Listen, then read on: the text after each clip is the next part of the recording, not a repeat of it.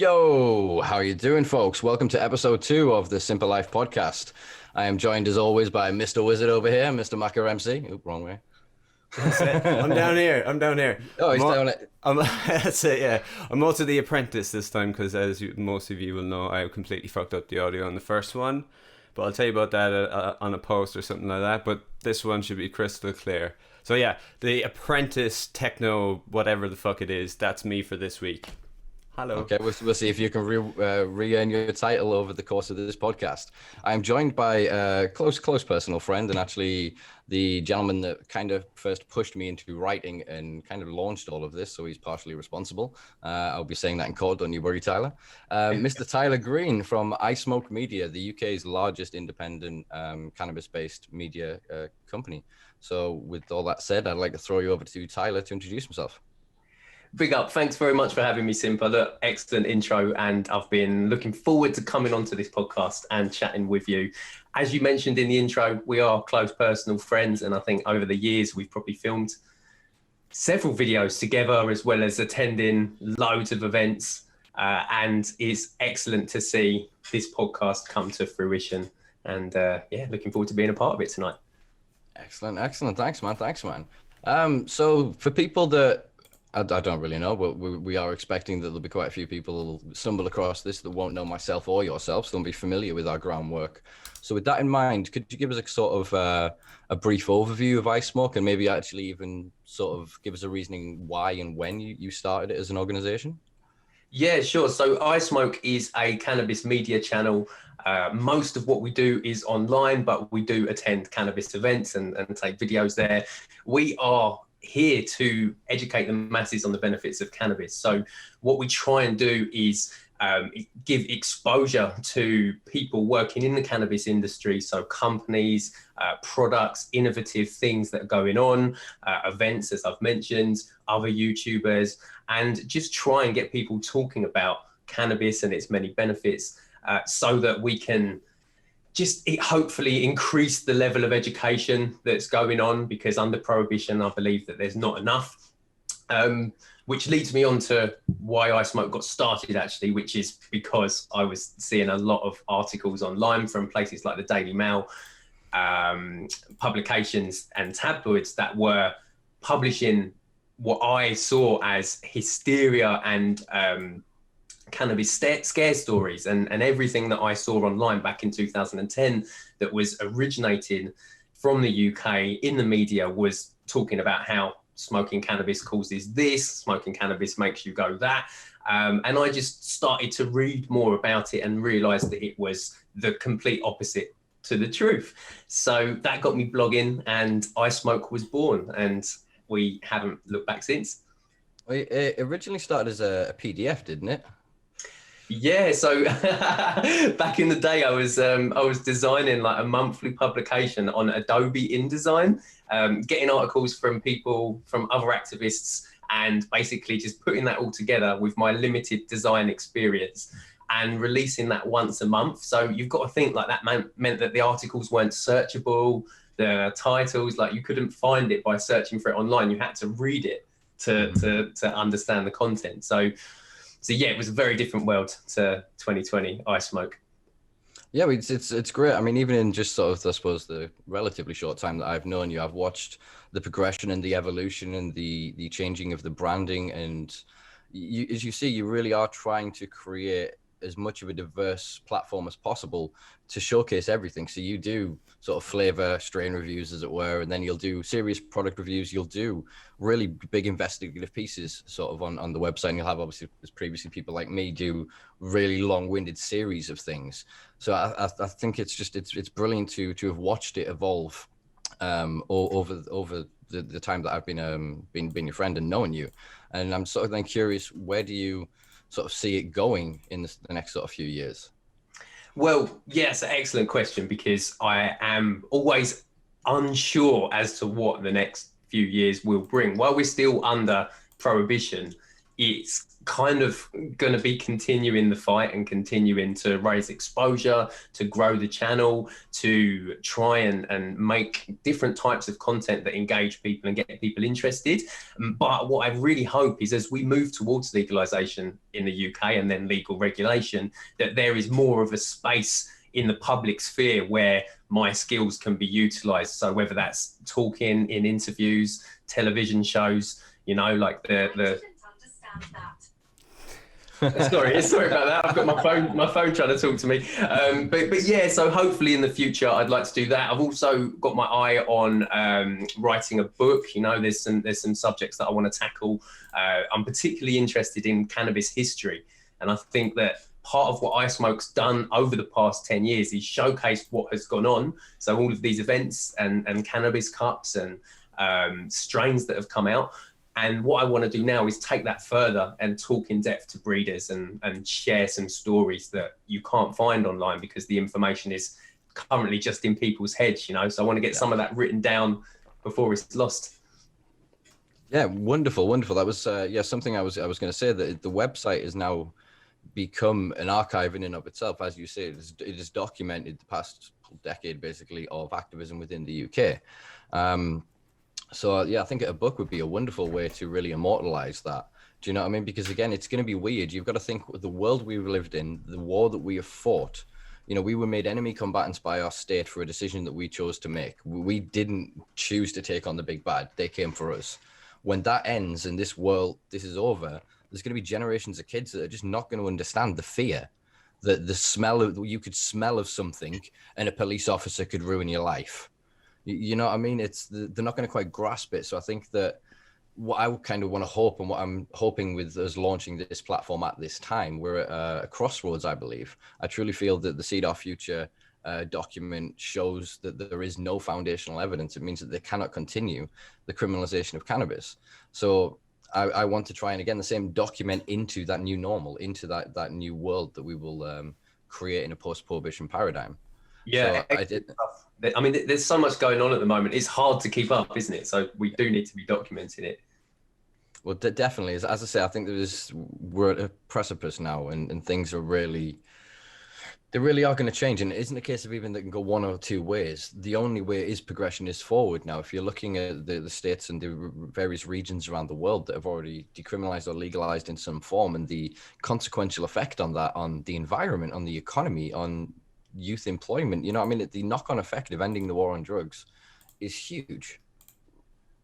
Yeah, certainly is, mate. And it's just we still at the tip of the iceberg with it, aren't we? Because we're seeing people's minds changing, and people start to wake up to see what we who have been fighting prohibition have understood for quite a long time, which is that prohibition isn't the answer. It doesn't work. Whatever your view on drugs is, whether you're a consumer, whether you hate them, it doesn't make a difference. Prohibition is still a failed system. And hopefully what we see now over the next few years is us go further towards that more sensible paradigm of drugs being legalized and education given around them, you know? But then this would be probably an interesting question for our listeners, because again, Ismoke and the work you do is predominantly around cannabis. So then could you sort of give us a little flavor of how you feel toward other substances, your sort of opinions on the legislation or criminalization of certain other substances? Yeah, I mean, much like you, Simpa, I mean, we've attended some of the same events hosted by Law Enforcement Against Prohibition, LEAP, Jason Reed, and even a Volt Fast event back in the day where we saw Maya. What's Maya's last name? Shalvis. Yeah. So we saw her talking about and Johan Hari talking about basically the failure of the war on drugs. Mm-hmm. And when I started this, I was thinking about cannabis and cannabis only, but my eyes were open to the fact that all drugs should be legalized and regulated and made safe for consumers. At the very least, they should have safe injection facilities so that people addicts aren't dying, as we have one of the worst overdose rates, particularly in Scotland, in Europe. So although I'm a cannabis consumer, I believe that drugs should be legalized and regulated for harm reduction. Good. That's a really sort of rational and logical approach that I think is too often is absent from most people's ideas. You'll hear people in one breath advocate for cannabis rights and cannabis consumers, and then the next be calling people crackheads and smackheads, and really perpetuating the stigma and the reinforcing why society props up prohibition because of the fear of these tiny few amounts of individuals that have problematic use. I mean, the World Health Organization's own statistics say that 90% of people that consume all substances do so non-problematically. Of then that 10%, a large portion of those that are problematic users are only problematic when they're caught. That's the problem. So there's actually, it's a very small number of people who have serious addiction problems, but because of the way the media sensationalizes, because of the way that movies and films and books and the narrative and story of our times, they prey on this because it's an easy scapegoat. You can look at this person and go, they're evil or they're wrong or they've done something bad. They deserve this upon them. When actually it's a consequence of the constructs of society, which brings me on to my next question, which is... Just before you ask the next question, can I just interject one tiny thing? And all of the drugs deaths in around the world, horrible to hear about people dying from overdoses and drugs. I was shocked recently to find out that in the US, 95% of drugs deaths are from prescription medication. So all of the like heroin and crack and crystal meth and all of the most dangerous drugs that people are scared of having anything to do with actually account for 5% of drugs deaths, and the rest are all ones that your doctor prescribes you. Well, then, when we look at something like alcohol that isn't even scheduled, yet again, World Health Organization statistics, that is comorbid in 5% of every death annually. So 1 in 20 people die from a complication of consumption of alcohol. Like in some way, it's crazy. And then if you look at the statistics on something like sugar, if we had a rational conversation about this, I'm not saying ban sugar because you'll just end up with dealers shot in fucking 400 gram bags, kilo bags of sugar and that, you know what I mean? So prohibition doesn't work. Education does. Mm-hmm. This is something you and I believe in very adamantly, is that people should be allowed to make any decision that they want as long as they're well informed to do so. And that then the actions that result in that decision aren't harmful to others or society at large. You know what I mean? We can choose to jump out of planes. We can choose to climb mountains and risk our health for absurdity, just for an achievement. So why shouldn't we be allowed to do the same to search our own psyche and our own consciousness and explore what is within? Yeah, 100%. Regulate and educate. I mean, or educate, then regulate. Either way round. I mean, the education's needed. Well, it's hand in glove, really. I had this conversation with someone today about, like, do we end the war on drugs or the stigma first? And ultimately, you have to end the war first, because the stigma is a consequence of the war. So it's in the same way that when you're at war with another nation, they become the scapegoat. They're the false for everything. So the thing you believe, they believe the opposite. Mm-hmm. You know what I mean? It is that kind of mentality. Once we can get rid of that in day-to-day society, I truly believe that we can start making some serious strides forward. I mean, I think we mentioned this yesterday on the podcast when we recorded with the Seed Our Future guys. And we were saying that, can you imagine what those 5+ million regular cannabis consumers will do when they're safe and welcomed back into society, when they can engage and have jobs and create art and really be welcomed back into the fold? Yeah, be productive members of society. I imagine just reinforced communities, to be quite honest about it, just positivity, just knocking about. Because I speaking, like, one of the things I would often say to friends is, like, the day that there's, this full decriminalization, I'm going to go out and dance in the street, light up a few splits and fucking just rock it out. Like, I mean that. I 100% fucking mean that. And I'm going to fucking get every fucking body that's up for it. I'm not going to force anything on anybody, but if you're up for having a fucking good time because I'm feeling free and liberated, I'm going to pay that forward, right? So, I mean, just one action is going to unlock the potential of 5+ million people in, I could say, in the most probable sense, in a positive way, right? So, I mean, how can you argue against that? It's fucking crazy. Yeah, just legalise the thing. As we say down my way, you hear it all. Yeah. Legalise the thing. We'll be out celebrating. Well, actually, this could then bring us on to another conversation that you and I have had many times, but it'd be interesting to get sort of updated thoughts. Legalization versus decriminalization. Yeah, Where do you stand? I was literally going to ask when Macca just said decriminalized. I was thinking, oh, that's an interesting subject because the age-old debate, hey, legalization versus decriminalization. I think realistically, in the short term, for those who are already operating in the industry, and by that I mean growing and selling cannabis or extract products, decriminalization is the better solution for them because it allows them to continue operating without getting shut down. Sorry, that was just my mighty next to the microphone. Without getting shut down and keep doing what they're doing. But I don't believe that that goes far enough for the consumer, right? So for people like you and I that are buying our weeds and are relying on the good nature of the dealers that we buy it from and the growers that we buy it from to give us a consistently good product. For me, recreational, yes, but medical users may be even more of a need to get a top quality product all the time. I don't think that decriminalization helps them so much because the same things that are going on now will continue post decriminalization, whereas legalization or legal regulation, right, of cannabis is going to require things like quality control checks, is going to require hoops that legit, and by legit I mean working within the system, producers have to jump through. So they might have to have inspections, or they might have to ensure that there's no pet hair or dust molecules, or a better stage testing process. All of this stuff doesn't exist under decriminalization. So for me, it's always been consumer first, legalization first. And I've had a heated discussion with numerous people in the industry who think that decrim's the right way to go. But that's been my view on it. And it's not really wavered too much, really. Well, we had a very interesting debate during a live that we did, actually. The last live that we did, I think. And so we discussed the limitations and the implications of each of the sort of the current strategies.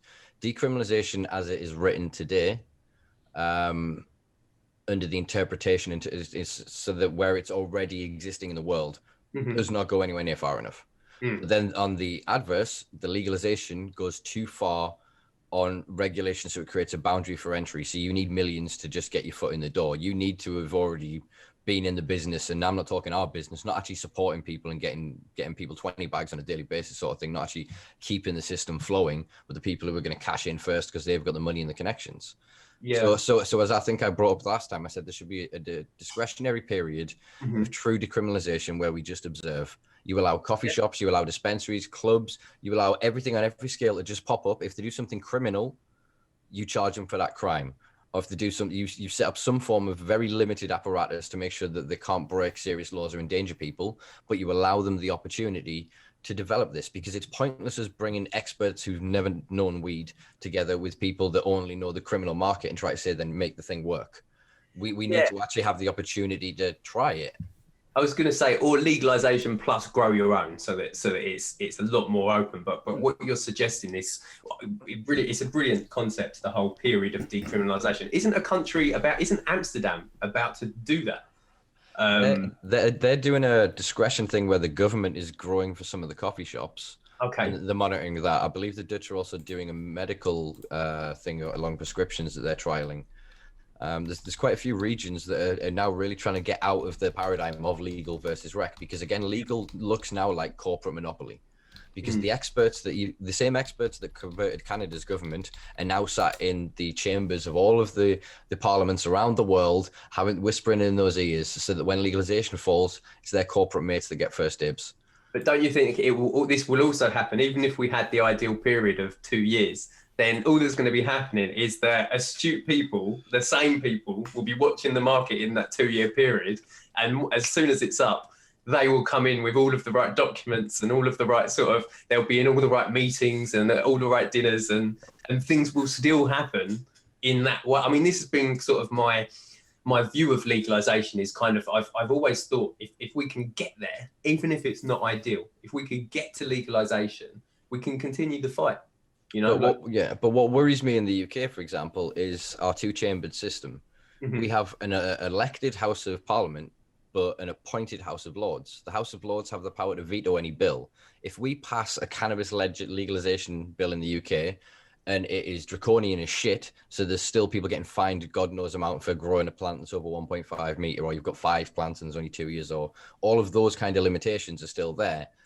Us to then get another bill that then wouldn't be blocked by the Lords, the same MPs that pushed that bill through, who are now sat as CEOs and advisors to the same cannabis companies that are making billions. They're going to block that every single time. Whereas if we have that initial period of decriminalization, what we can do is get the fucking public on our side. So even if Coca-Cola and if cannabis rolls in, everyone goes, yeah, fuck you, mate. I'm going to the cottage place around the corner. I mean, I would hope that that's kind of what's happening now with the like you've got the Seed Our Future campaign. You've got several things going on with the idea of kind of trying to start new projects and ride before the wave of pre-legalization, because once it comes, there's already going to be companies with £1 million in the bank waiting for the day that they can spend that in the UK market if they haven't already by buying a company, you know. So I think, yeah, that is coming. We just need to keep our voices heard. I mean, this is where we differ, is because I sort of see this is going to happen. You know, I am not sure how much we can stop that, regardless of what we do, how much noise we make, how many people we convert. Money talks, and like, we don't have the money. Like, we're not in power in that way. So I think that the corporatization of cannabis, unfortunately, is a reality, and we're going to see it. And I just hope that it remains unrestrictive enough that we can either grow our own or have access to good quality strains. But I do believe that if it's too restrictive, then the free market's just going to continue alongside it. So same as happening is in Canada right now. I used to disagree with you. I agree. You know me, I rallied against those that shall not be named, that were doing what they were doing at the time. You know what I mean? And I still rally against their ideology, but I've evolved my position and my stance. Yeah, the steamroller of corporate cannabis, it is an inevitability that they are going to turn our beautiful paradise into a parking lot, and they are going to erect giant billboards and huge superstores. But we as a community, we as advocates, we as individuals that will continue to fight, even when it's legal. If it's not the right kind of legal, we will still be there protesting and still be there trying to figure out where is the social equity, where is the justice, because it's not just a case of going, oh, you can do it now. The lives that have ruined because of this lie, you know what I mean? They have to start. This is why the Seed Our Future is talking about like reparation. Yeah, Seed Our Future is the next strategy that they're releasing. I think I can talk about this. I think I said I could. Is basically cannabis PPI. Mm-hmm. So this is what's happening in various places in the States. They're starting to recognize that, shit, we owe you some money for the damage we've done. So at the minute, the way it's set up in the UK is the police will be the low-hanging fruit for this. So the Seed Our Future document has gone out to all of the PCCs and to the heads of the Police Federation to basically give them an opportunity to go, look, you're in violation of far more serious laws than the fraudulent law that has been put in place with war on drugs. And to give them an opportunity to try and negotiate to a position of de facto decriminalization. If we get de facto decriminalization, we lose every single charge. So if we can get it to the point, if it's the scheduling can only be true if it's evidenced. If it's not evidenced, it's not illegal. So therefore, driving under the influence can't be an enforceable offense. Cultivation can't be an enforceable offense. Dealing can't be an enforceable offense. Do you know what I mean? So then even if they build their corporate model and they capitalize on it, so can we. We can use that same infrastructure based on that until they figure out how to get the next narcotic bill through the UN. There is space ultimately for both. I mean, that's it's inevitable. That's what I'm saying, is that there has to be. Yeah, but the posturing on our side, and the reason that we have to sort of go for the more preferential sort of decriminalization model, is to sort of push that, not paradigm, but that thought home, that if they elongate this process, or they might try and make it too complicated for people to actually get any sort of benefit from it, then do you know what I mean? If we hadn't mentioned that at that point, then we risk another fucking Canada 2.0, where there's fucking, I don't know how many, 47? Is it 47 laws? 47. Yeah, 40. 47 though. Yeah, they went from 7 to 47 laws. Again, I believe that's coming. I think if we, and I don't mean to sound negative, but if we have any kind of legalization here, what we're going to get is they're going to be more strict than the alcohol and tobacco laws. So what they're going to do is they're going to legalize it, but they're going to look at places like Canada and take what I think are probably the worst points of it, and then add a THC cap on. And I think that may be what they attempt to do. At least the first version of some sort of bill that they put through will look at things like Canada, and hopefully then there will be enough people in positions of expertise, like the Seed Our Future campaign, like what Trev's doing, that they can push back to that. And have the right ear to the right people to say, actually, we need it. This is it. I mean, we've proved it. So basically, Canada's legalization model is illegal. They're still committing fraud. They're still committing terrorism. They're still committing criminal conspiracy. Illegal by what, their own constitution, or by United Nations decree? It's a violation of human rights. There is no international foundation for the schedule of cannabis. If there is no schedule, you can't criminalize it. Therefore, you can't create a legal structure around something that doesn't belong in law. So when this goes for the UN, frankly, all of America's legal model falls down. Canada's legal model falls down because it's still based on a fraudulent and defunct convention.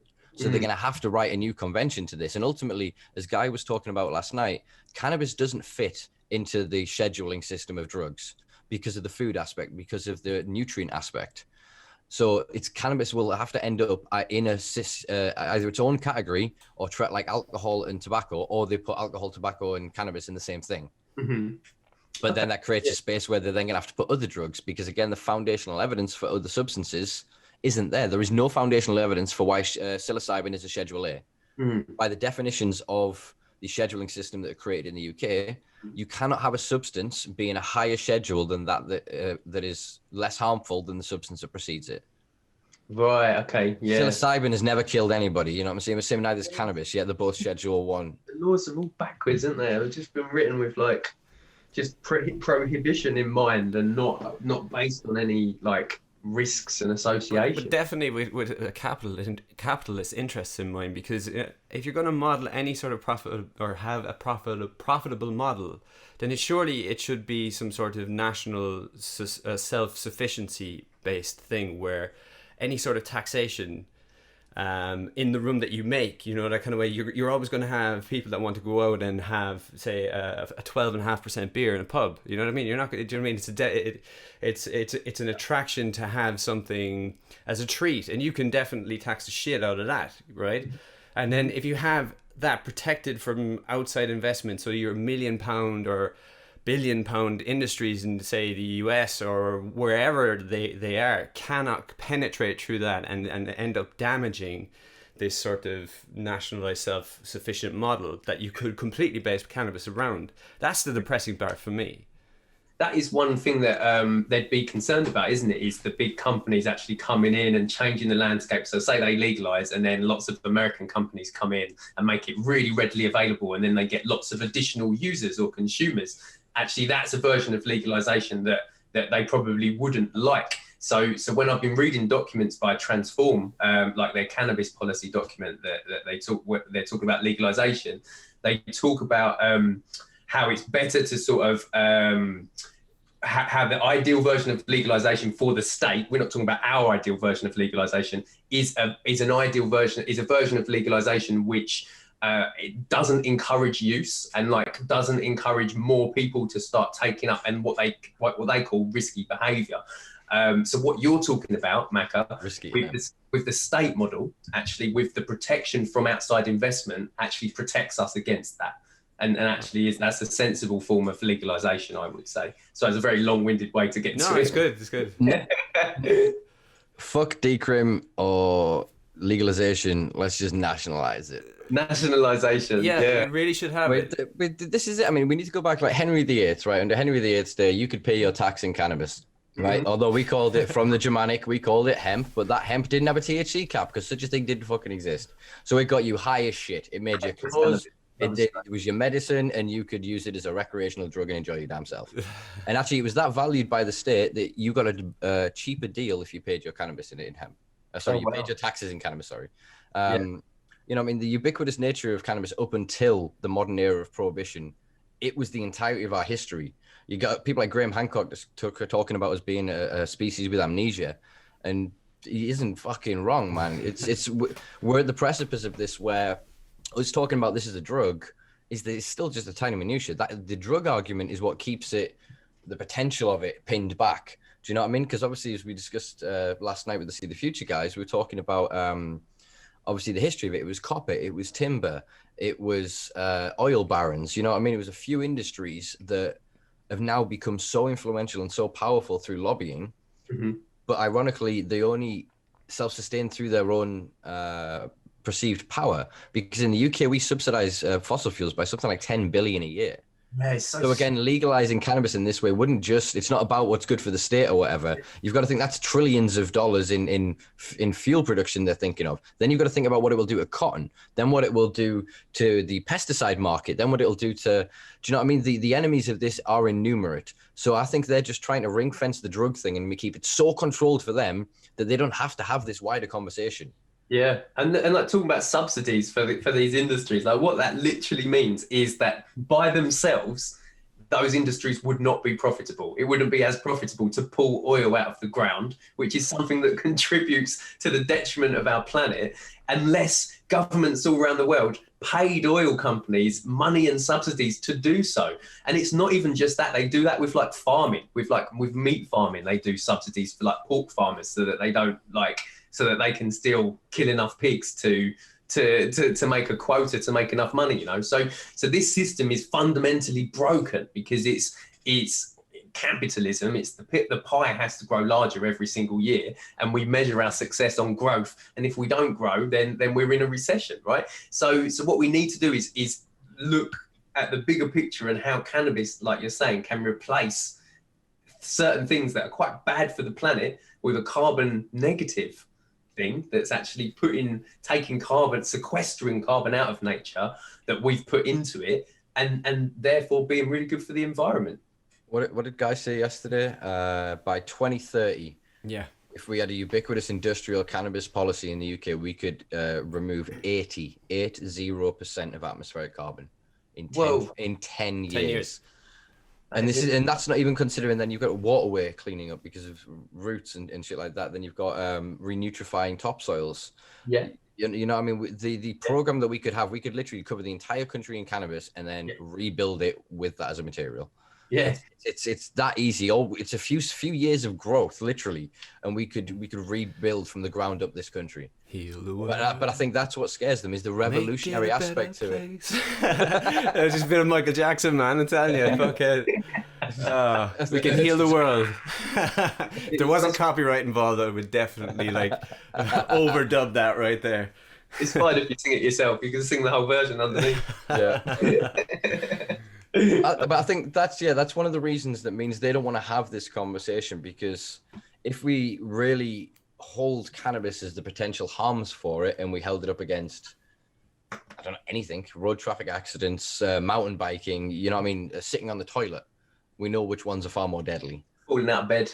Yeah, exactly. It's ridiculous. No, honestly, Mackie, you're laughing, but 100 Americans a year die on the toilet. Yeah. No, I wasn't, because here's the thing, you're dead right, because I don't know if you can see that. Dead right. You're dead right. But so I used to do a thing called adventure racing, and I hadn't been able to do it because of lockdown or whatever, but it's like triathlon, but it's over mountains, right? And you have to just put in consistent fucking training, and it sounds harder than it is, but I misjudged a hairpin coming down on a like 70k down the side of a mountain on a bike, and completely missed the turn, tumbled across, smashed my helmet open, was concussed, had to go to the hospital. So when you said mountain bikes are more dangerous than cannabis, you're fucking dead right, man. Do you know what I mean? Yeah. I've never had the same sort of experience on cannabis in my entire life. Smoking a joint and then in A&E with your head smashed open. Like, how the fuck did this happen? Well, interestingly enough, consuming cannabis, as we know by the US patent, is a neurological protectant. So if you would have smoked a joint after you hit your head, it would have helped speed up recovery and minimize. Yeah, that's right. Yeah. 400% chance of survival of like a brain hemorrhage if you got THC in your system. I learned like yesterday. How mad is that? Like, they tell us that this is bad for us. Like in the prohibitionists tell us that this thing is causing us harm. Yet if we have it in our system, it protects us against heart attacks, like hemorrhaging. You know, it's neuroprotectant. It helps stave off things like diabetes, Alzheimer's, neurogenesis. Yeah, like consume more cannabis. Basically. Again, it's the whole thing of like, we don't have the conversation about the conversion of omegas into endogenous cannabinoids. You know what I mean? There are conversions that are going in the human body that means that we are feeding and producing effectively that are endogenous versions of the exogenous compounds we're consuming. Yet it's illegal when it's outside of me, but when it's in me, it's the same with like the argument around DMT. It's like, how can you criminalize human nature? How can you criminalize part of our being? You know what I mean? It just, I think we've got a handful of sand and we're stood on a beach and we think we fucking know what this is about. We don't have a goddamn clue. And once we can start actually taking these psychedelics and remove the stigmas and the gameplay of going, I don't like the way things he does with his recreational time. Like, once we can get rid of that and you can't criminalize it anymore, I think we'll advance more in 10 years than we have in the past 10,000. And we'll actually get a good grasp on what the hell is going on in this world. Yeah, it's a really interesting thing. I mean, like the revolution of the mind of the 60s. Like, look, I'm not a big psychedelic user myself. Like, I've experimented and I see the value, the tremendous value in the medical applications of them. But what I do know is that when you start consuming this stuff, it expands your brain and it makes you think about things in different ways. And that actually is a really good thing, because if you're caught in a rat race or caught in a system, you might not know what is toxic to you or about you, you know, and actually having this shift in perspective that can result from psychedelics, meditation, you know, like spiritual journeys actually work in a similar way but take a bit longer. If you can experience this about yourself, it can drastically shake up your life and make you live a better and more fulfilling life. So I think that's what they're scared of, and that's why and when I say they, the powers that be, conspiratorial tinfoil hat, but I think that governments around the world and particularly our government are scared of expanding people's minds, because that's the real danger, you know. Like, I even thought about this with the free school meals thing, like that they're refusing to vote on free school to give kids free school meals extended in the holidays at the moment, right? The Tories have just voted it down. And I was thinking to myself, oh my God, like if they did do that, then the kids are better fed. Then the kids are learning more in the afternoons. Then the kids are less likely to vote Tory, because they're becoming more aware of their surroundings and more aware of their education and what they're being taught in life. You know, if you can't think because you're hungry, then you're like a little robot sort of going around in the day. But then you may lose a scholastic education. You may lose what 1066 was, who Henry VIII was, but you'll learn community, you'll learn sharing. So you'll find the other kids like you and you'll share the little bit of food you've got between you, and you'll create your own little clique and your own little community. And ironically, that then creates these outcasts, these very communities that they're labeling as terrorist organizations. They've now just passed a bill that means that any institution from fucking food hygiene up to MI5 can break the law actively in the pursuit of criminals. They've even issued guidelines about being able to have sexual relationships with people. Yeah. Like, they are that scared of people becoming self-aware and self-empowered, because it's not about communism or socialism, or the real revolution isn't about one guy standing up and following one ideology. It's all of us recognizing the gameplay for what it is, finding our own true path and doing right by each other. Do unto others, man, you know? In the same week that they've done that, or same fortnightly period, they've also expanded or said that they stand against critical race theory. They stand against teachers teaching children things that aren't capitalism. So now if you try and teach kids at school socialism, that's concerning to the government. So it's not just one thing that's happening. You know, it's kind of, I'm a little bit worried that it's kind of death by a thousand cuts. It's kind of like sliding into authoritarianism. And what I hope is that we kind of wake up and sense this, and people push back, because public opinion is so strong in this country, especially under a populist government. Public opinion is better than any petition, is better than any... You're right. any kind of activism that you or I can do. We can never do the same as the public being like, we want this. Yeah, but Tyler, they know that. They know that is the best thing, that's the best weapon. And there is a minefield of disinformation, of constant bandwagoning and categorization into left and right and boxing people off, right? Yep. They've already fucking launched the drones or whatever, send the troops in whatever the metaphorical sense is. That's related to what I'm saying. It's already fucked, basically. I mean, put it this way to you, you're right. It still works, but we have to keep the momentum up. It has to be constant, consistent, like a dog with a bone in his mouth. Like, you can't get it off him. You really have to be, because they're waiting you out, man. That's the biggest tool that they're doing. It's kind of going, yeah, we'll push it here to the side, and we won't really do anything. They're waiting for you to stop thinking about it.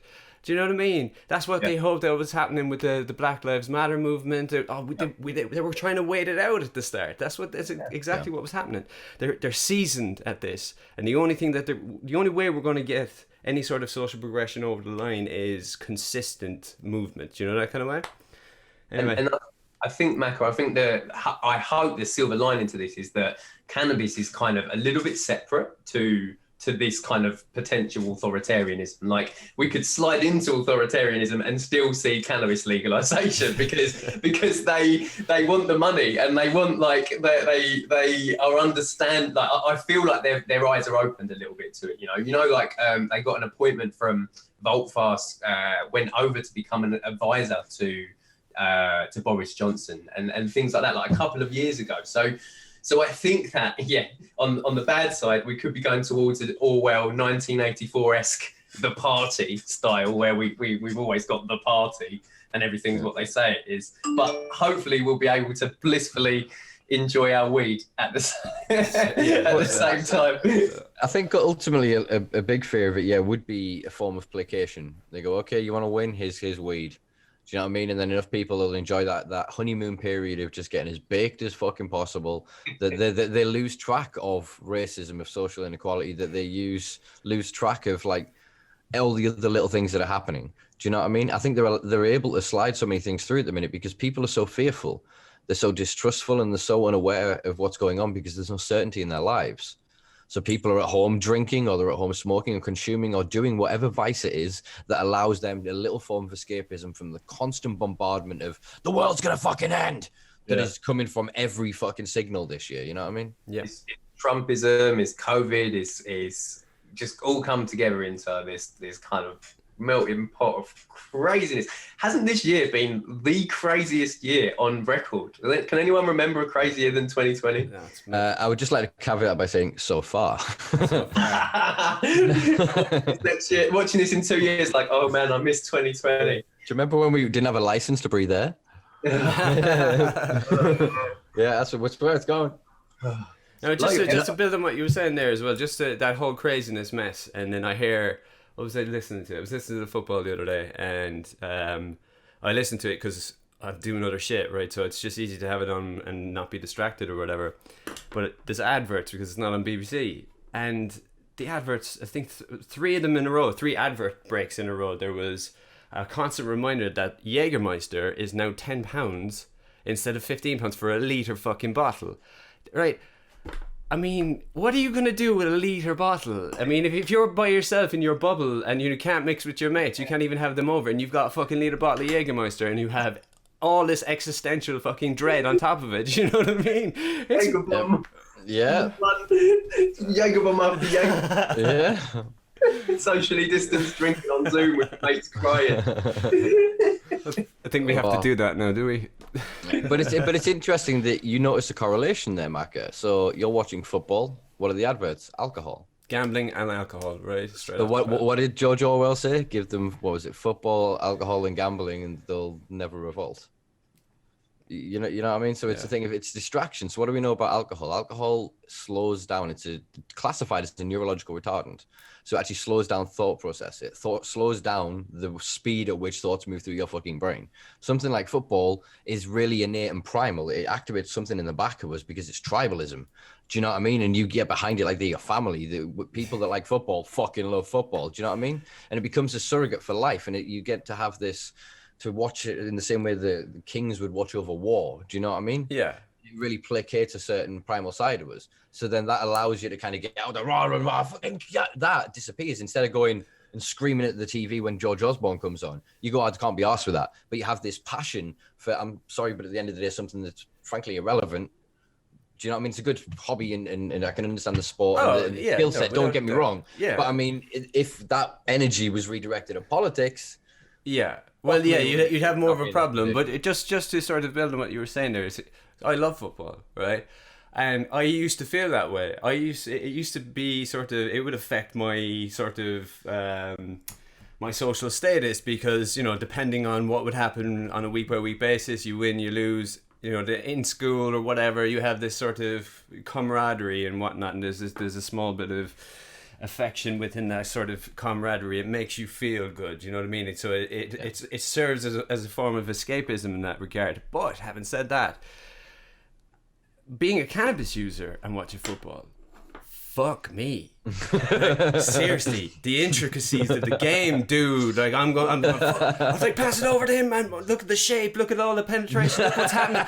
Like, yeah, but here's the thing. What has dropped away though is so I'm a United fan, and you know I live in Liverpool, right? You can imagine what kind of fucking slagging that would get me, right? You see my point? No, but here's the thing. To combat that, it's not something that's reciprocal on my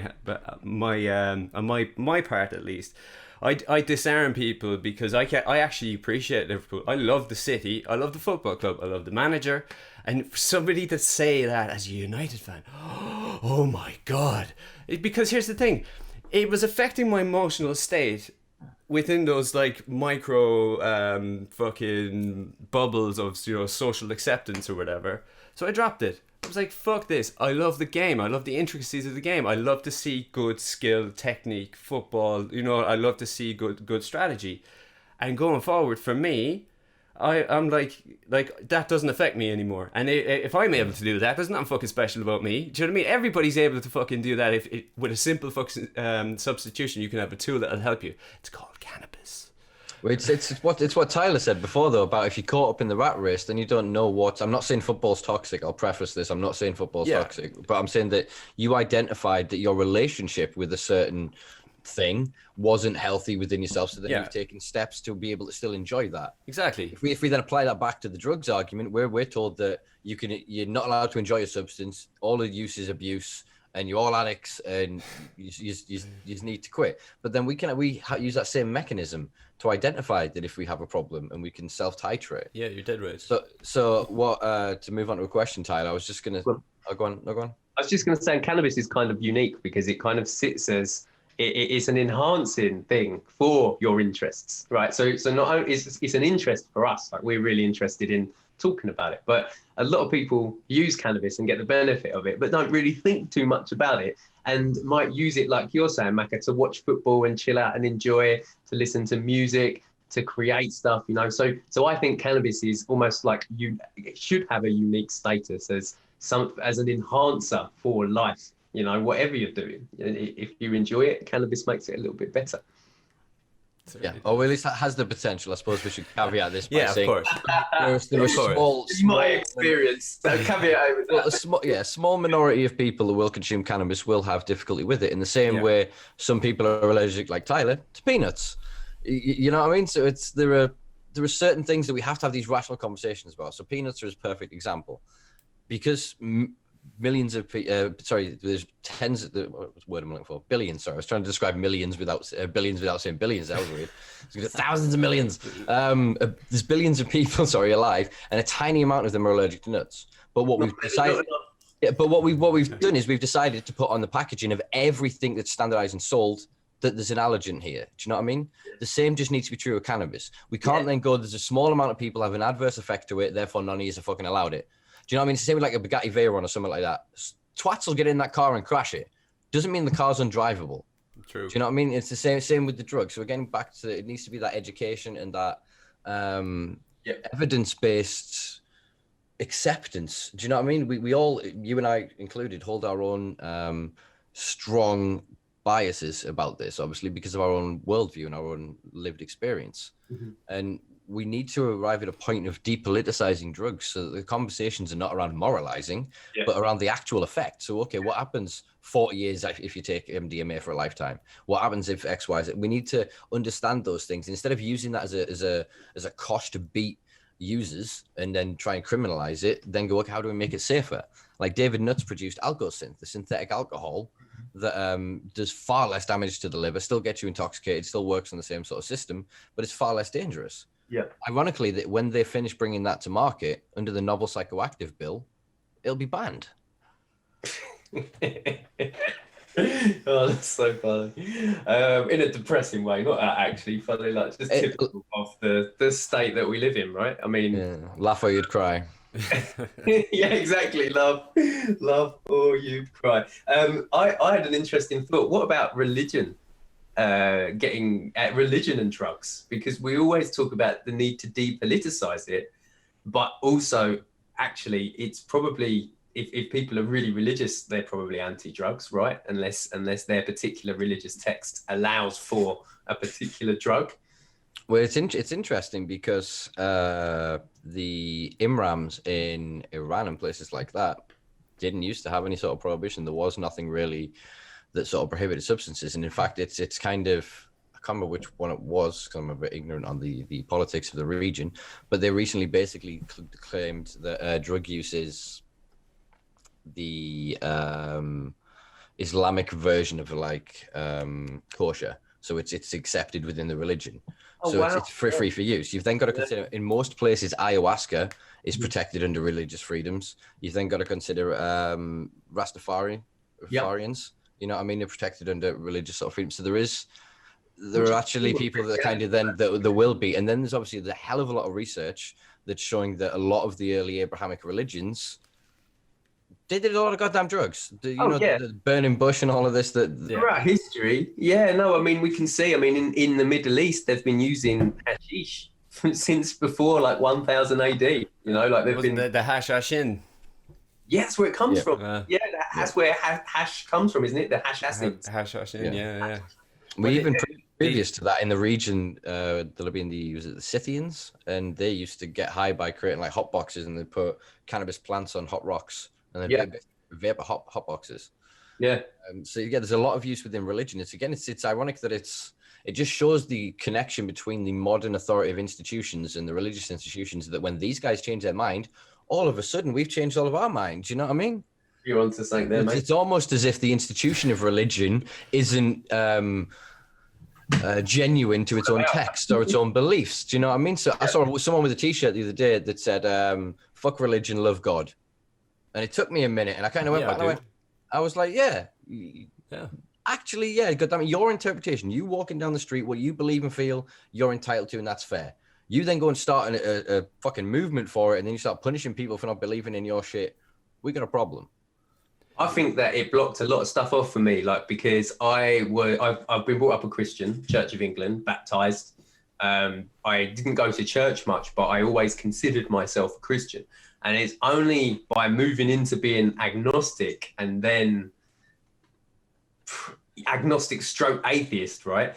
Agnostically atheist. Agnostically atheist. Like, I'm pretty much atheist. I'm just not 98%. There might not be a God. There might not be a God, but I'm not sure. We're in a simulation, all right, is what I believe now. But but that actually freed my mind to actually, like, I personally experienced, like, I was really resistant to it. I was like, no, I have to believe the way I was brought up. And once I started thinking for myself, I felt a lot better, and I started going on a journey of self-discovery, and I really think it made me a bit better as a person. See, I was a bastard. I was an absolute bastard in school. I had to sit outside the religious education class. They would give me a B standard, even though I was not allowed to actually be in there, because I went away and I read the entirety of the Bible just for the crack, and then actually challenged the religious studies teacher on certain elements to a point where I was so fucking annoying that I had to be outside. And the final straw was we had to fill out. I remember this. I can't remember the entirety of the questions or whatever. One question was pick a book in the Bible and say why you like it, whatever, right? And I just went Revelations straight off the bat. Why do you like it? Because whatever the fuck that guy was smoking, I want fucking some of that shit. Seriously, that was it. Done. Fucking, I was out completely. But I was completely resistant to it from the start because it was driven down my throat, for use of a better analogy, because I'm Irish Catholic. Do you know that kind of way? The control that the church had over the societies of Ireland is fucking diabolical. Like, I could go and tell you what they're doing at the moment with, I don't know if you know about the Magdalene laundries and the mass baby graves and stuff like that. I know a little. That's probably Fuck something me, dude. Right? we could do a podcast on it. We could do a podcast on it, right? Just because I'm on it now. They've just passed in Ireland to seal those records of all the evidence of all the fucking, the shit that's been happening for 30 fucking years. 30 fucking years. And the majority of the TDs in Ireland voted it through to seal it up. It's like, who the fuck are you protecting? Right, I'm gonna shut up. Sorry, I derailed it. It's good. I'm just going to clarify for our listeners this point. At a lot of especially the former British Empire sites, that with the Catholics that were present there were a lot of women that were taken in because they were seen as unclean when they were pregnant and youth. Yeah. The baby was then put up for adoption, and then what we've actually found in a lot of these places is mass baby graves. Where they just killed the kid. They didn't try to put up adoption because they didn't consider it clean. They didn't consider it a full human. So again, religion has some terrible aspects to it, but I just want to caveat this part of it. I'll just ask, is this conspiracy stuff, or is it this? No, this is legit, man. This is 100% legit. It's evidenced, unfortunately. Yeah. There's incidences in Canada as well, in various other places. Is the church killing babies? Yeah, that's one thing that they've done in Ireland that's fucked up. Yeah, just one.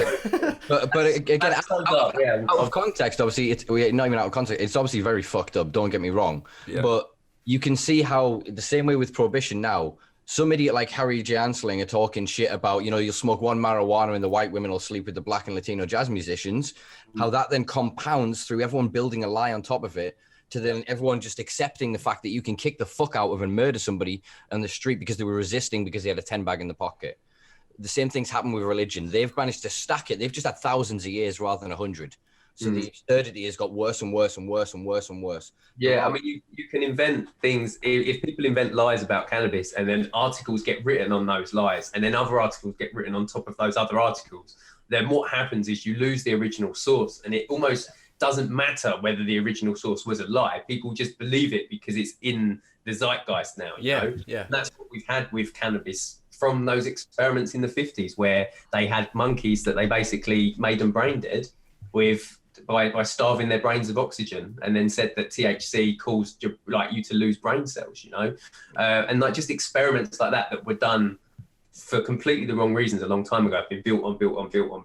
We look at the Americans is based on one testimony of an American cannabis expert who said that he was doing tests with dogs, and that he, for purely scientific reasons, decided to test marijuana on himself. He said that he smoked it, immediately turned into a bat, flew around the room. He then found himself staring at the precipice of like a 200-foot void, and he describes this like the most insane like salvia trip. That's salvia, 100%. Yeah, 100%. I'm not saying review that shit. Yeah.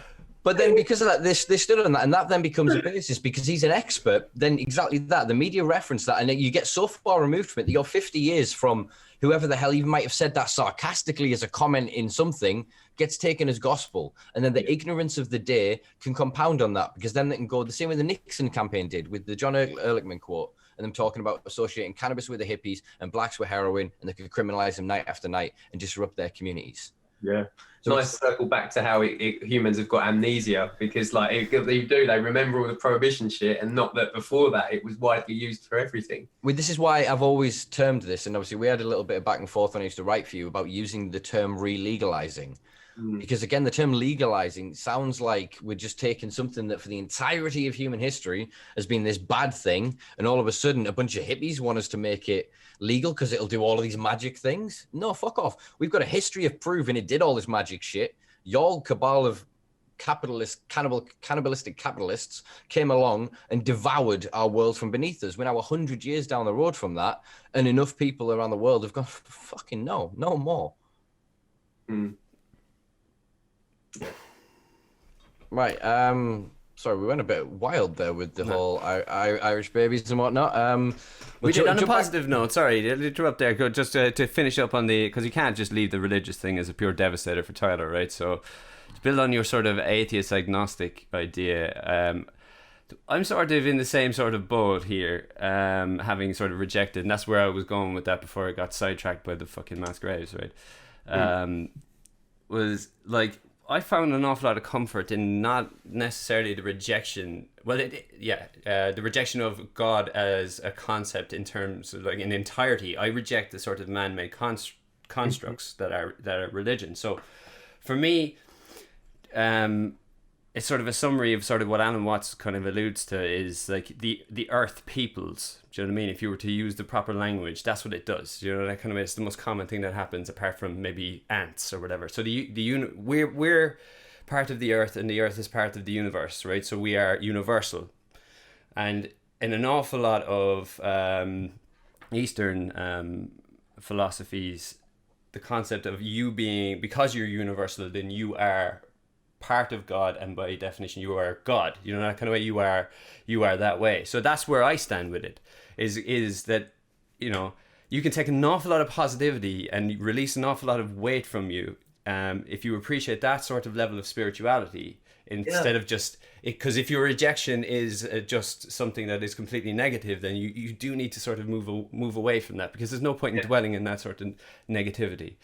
It's just a nice little way of segmenting a positive around the religion side of things, just before everybody shits on us for going anti-religion, you know, that kind of way. So. Well, it's religion blocks spirituality a bit for me. I'm feeling more spiritual now that I'm less religious. So it's the confines of a specific religious doctrine that is the issue. They tell you how to feel and what you should feel. Do you know what I mean? The feeling of God is this, and you should express it as this. And if you're a good Christian or a good Muslim or a good Jew or whatever, you will do X, Y, or Z to attain that. Whereas that's still some people that are setting rules. Typically, these rules are thousands of fucking years ago, based on caste and class systems, based on really antiquated ideologies and social structures. Whereas the pursuit of individual spirituality is to allow for a fluid, constant evolving society.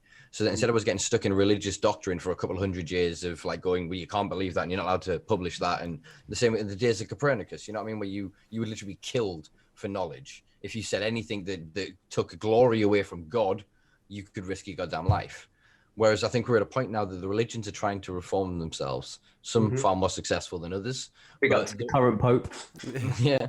But I mean, if you look at then, say, the Church of the Flying Spaghetti Monster or Scientology, you know what I mean? There's enough being brought into ill repute that shows the farcical nature of organized religion. Faith, to me, is not a bad thing. Faith can get you through the darkest of days. You know what I mean? Hope is never a bad thing, and that's what I equate the two to be. The idea that you can go, I don't need to deal with that homeless guy in the street because God's got his back. I've got a serious fucking problem. Yeah, me too. Well, I need to deal with climate change because the end of days. It's all God's plan. You know what I mean? Yeah, exactly. So religion is an excuse to excuse all of this shit, a lot of this shit away, in the same way that drug prohibition is, because then you can look at someone who's got a complex issue around addiction and go, it's the drug's fault. When actually you take a grandmother and she breaks her hip in like 4 places, she goes to hospital, she gets diamorphine, the best heroin that is available, right? She's on that day in, day out for days and weeks and months, right? She doesn't suddenly become an addict. She's not got the inclination to go and rob somebody. You know what I mean? The use of it isn't what drives the behavior. The behavior is a consequence of prohibition. Do you know what I mean? I think the same is then true of how religion does the same. It affects people's core behaviors, and then we become and act in ways that we intrinsically know are not correct. Yeah. But because of the moralizing of law, we have to abide the law, follow the law. So we end up in this juxtaposition of going, well, I'm a legal law-abiding citizen, but I know I'm doing wrong. Do you know what I mean? It's just an interesting sort of juxtaposition. No, it's good. It's a good one. I like it. Let's do a few of the questions that we got from various social media platforms. Good shout, lad. Go ahead. We'll save that one to last because that's going to be quite a nice topic to discuss. So Ben, actually one of the team from Durham City Cannabis Club, asks, how can people make legitimate money from an illegal substance in the UK where it's quite hard to sort of gain a following? So I think he's sort of alluding to how yourself and I can sort of do what we do and what paths they are for people to make legitimate money from this sort of pre-legalization.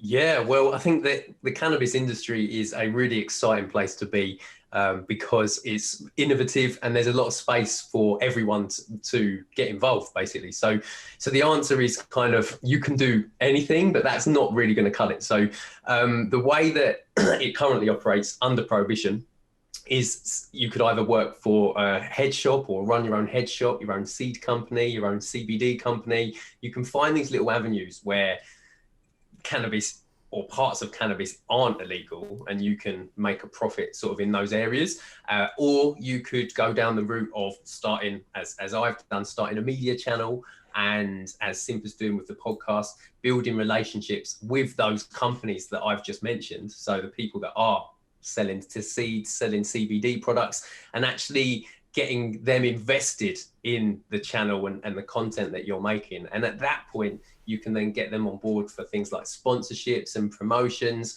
giveaways, like they'll give you prizes to give away, and which helps you to progress with building your own brand in this industry. So I just want to bring it back to personal brand, I think is very important.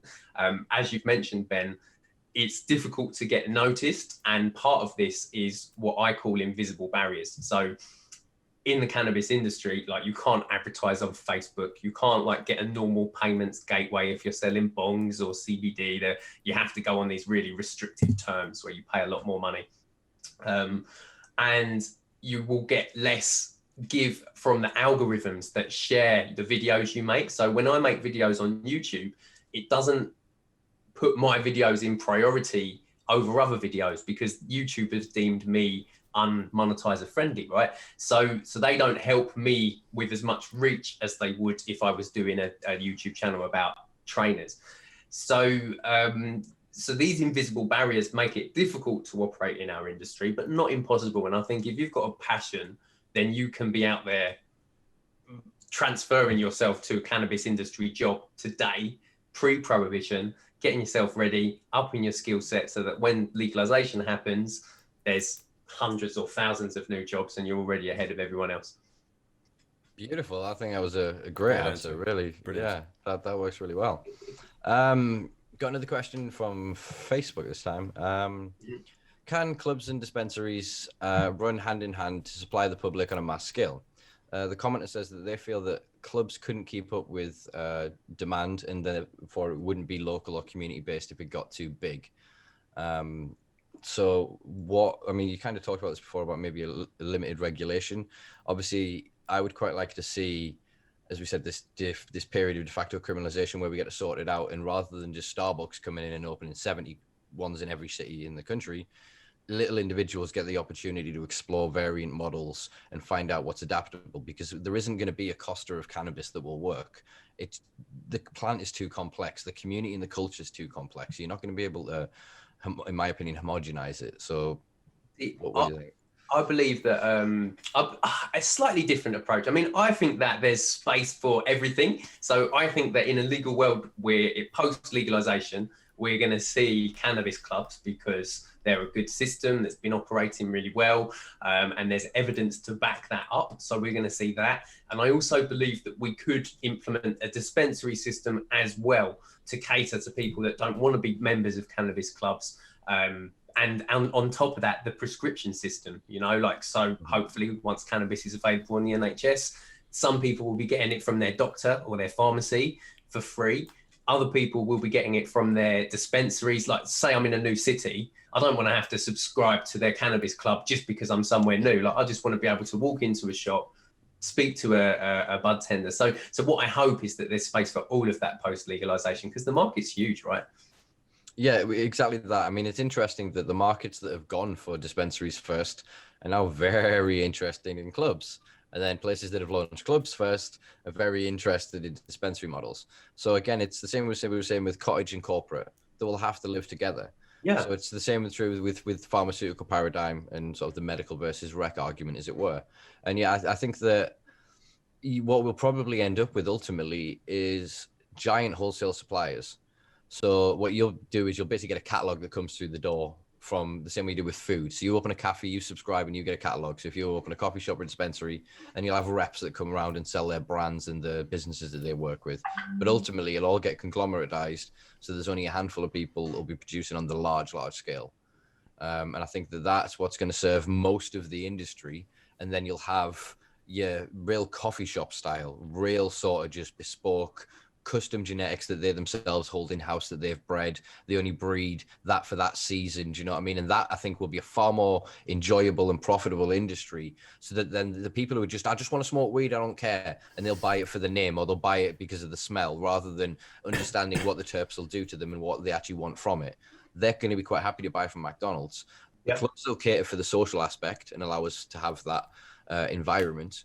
I think then the ideal system would then obviously come with acceptance of public consumption. So we'd also just, we'd be included anyway. If you could sit outside and you're drinking a beer, watching music live, you can do the same with weed. So then supply will then take place there as well. And you'll just, it will figure itself out ultimately, I believe, but it will be, or everybody will be given us, if the system is to work, it can only work if we're all got a seat. I think the coffee shop model, and I don't mean coffee shop like Amsterdam, I mean like Starbucks and Costa, actually is an interesting sort of parallel, because you could have, like you're saying, the big wholesale producers, the McDonald's of where all of these different shops get their same weed from this one supplier, but then there'd still be space for all these lovely little mum and pop, as they say in the States, businesses in each town, where they're growing their own strain that no one else has got, or they're using their own method. And like when I go to a new place, I look and I see, there's a Starbucks on every street, but if there's a nice little coffee shop next to it, I'll go to that coffee shop and support it and enjoy a different type of coffee from the standard, you know? So I think, I hope that we see that with cannabis in the future.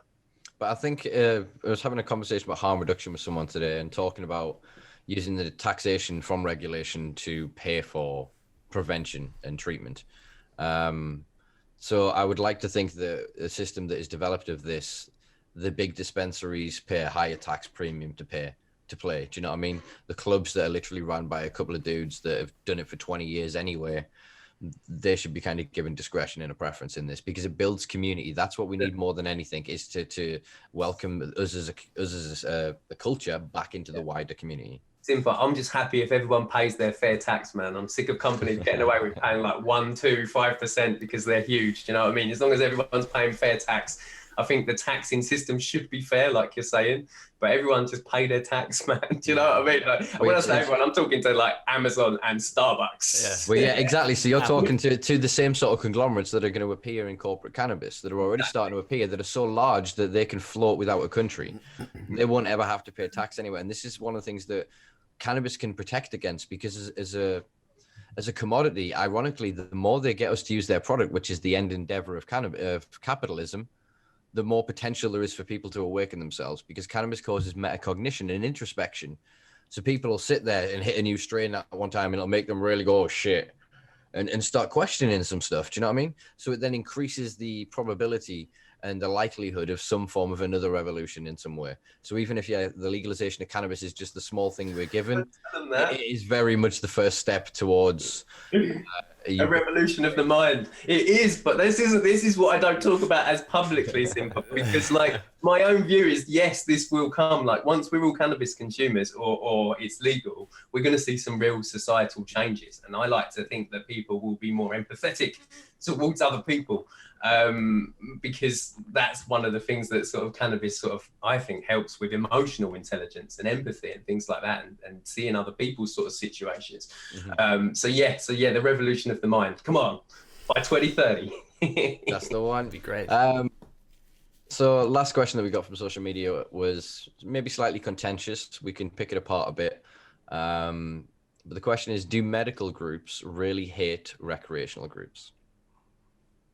So I think what they're potentially alluding to there by groups, they may mean the organizations or the sort of say like the clubs versus maybe pharmaceutical, the medical, as in then the patient-led initiatives, as to whether they are then against sort of recreational consumer groups? What I'd say to this is, in my view, there's always been what I'll call infighting, right? Where different groups with it that want broadly the same result see their way of implementing that as paramount, and those that choose to do it in a different way, nice smoke rings, are seen as doing damage to the cause rather than being helpful towards it. So what I think maybe this question alludes to is like, why are groups having a go at each other, and why are there issues when we should be more harmonious? And I completely agree with that sort of statement. I think we should be more harmonious, and the end goal is seeing access for more people, cannabis access for more people. So I don't believe that medical groups hate recreational groups, but I don't think that recreational groups are putting as strong a voice in the mix, right? So we've discussed this in a previous live. The medical groups have really campaigned heavily over the past couple of years and have got their ear to the ears of the government, have got the laws changed, have got like certain things going on, whereas recreational, I would argue, have dropped off where we were at the turn of the millennium. You know, when we were really putting public pressure on, we had really big scale protests, like tens of thousands of people marching all the time. And then in the early 2000s, and I would say that recreationally, we've not sat back. We've still been getting our voices out there, but we've not had the same level as organisation. So we need to develop that over the next couple of years to have our voices heard. Yeah, I would say in a lot of ways, this might be contentious, but I would feel that the recreational market or community has been silenced in a lot of ways by the medical community, because they have basically now said, once you can have your medicine, you can't have fun. So the way that the paradigm to me is set up is against what we need moving forward. Of course, we'll always need pharmaceuticals, but the current lobbyists and the people that have managed to get this through, the reason they have done that is because of their political prowess, is because of their expertise. It's not because of organization led by patients. Patients were identified and put in positions to run campaigns. These campaigns were meticulously driven. You know, I mean, they were well timed. They're incredibly well organized, and that's what led to a movement. And what we were basically, I would say, misled into supporting the initial campaign around medical, and we were told that once they get their foot in the door, they'd hold it open for us. They very much slammed it in our face. And not only that, the components of what is now left of the former UPA, they are advocating for cannabis-based medical products.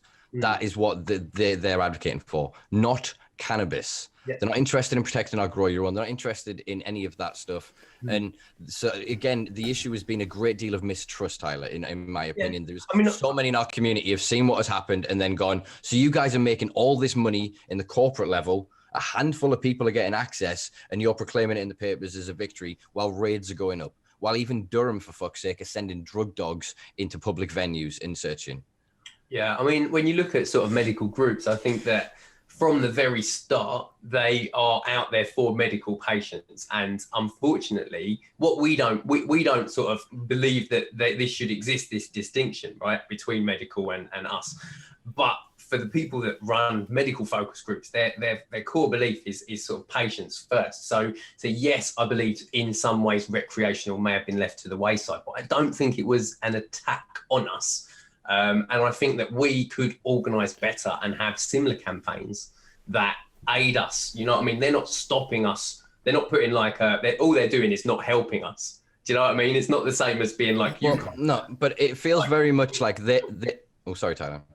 That's all right. I was just gonna say it very much feels like to me they've got us in a box, stifling us from gaining a voice and gaining ground, because then we nullified their argument. Then they wouldn't be able to prescribe flour because flour would just be so available. They wouldn't be able to hold it as a medicinal product. They wouldn't be able to then charge the rates that they would. They wouldn't be able to hold the monopolies that they do, because you would be able to grow for 10, 20, 30 quid a month effectively, if you grow on a good scale and you know what you're doing, what you're paying close to $1,000 to for a month. Do you know what I mean? Yeah, and look, I think all I'm saying is I don't think that's an attack on us. You know, like I think, yes, we've been left behind a bit, but we should be better and organise more now, because we're annoyed that we haven't got to where we need to be on the recreational side, and push back. You know, I would also argue that even the medical approach, for me, the CBPMs isn't the right thing for me, because when it comes to cannabis, I'm looking at this holistically, right? I'm looking at like whole body health and how cannabis in its plant form or in its full spectrum extract form, actually that like could potentially help with like viral fatigue syndrome, with like long COVID, with like, and all of this comes from it being in its plant form and holistically. So even the medical argument doesn't go far enough for me, because that's arguing that cannabis can do these specific things, whereas I am arguing that cannabis can do this whole wondrous thing to you, to me, to everybody, depending on what we need in our ECS. So I see medical as a stepping stone still. So that's why I'm not like too worried, because they'll get in. They will get in whatever we do. We can't stop that, and I wouldn't stop it. But then we just keep educating and saying, do you know that what you're paying £60 for tablets, I'm growing in for pence? Do you know what I mean? And you win people back from that paradigm who have been converted to cannabis being a good thing. So that's my view on it. I know it is a contentious subject. I just like to see anything as like we can find a solution within it, rather than let's push against it. So just to add to that, it's a case of sort of what can the recreational community do to bridge that gap, to actually remove any sort of preconceived notion that one side hates the other side. Do you know that kind of way? Because I feel that that's happening, because we can't sit here and brush every person that has a medical need, regardless of whatever their accessibility level towards cannabis is, be it a pharmaceutical, be it whatever it is. You can't paint them all with the same brush. Do you know that kind of way? So there's going to be an awful lot of people there that will be wide open, that will listen to you with ears like this and go, what, you mean I can grow this at home for 30, 40 quid? And, you know, I can actually be completely nutritionally reinforced, not just specifically derivatively reinforced. We can do that as a recreational community, but we have to have that sort of mentality to bridge that gap, instead of keeping them separate, or feel like there's some sort of merit or hierarchy when it comes to sort of self-prioritization when it comes to the medical side of things. Because obviously you're going to do that.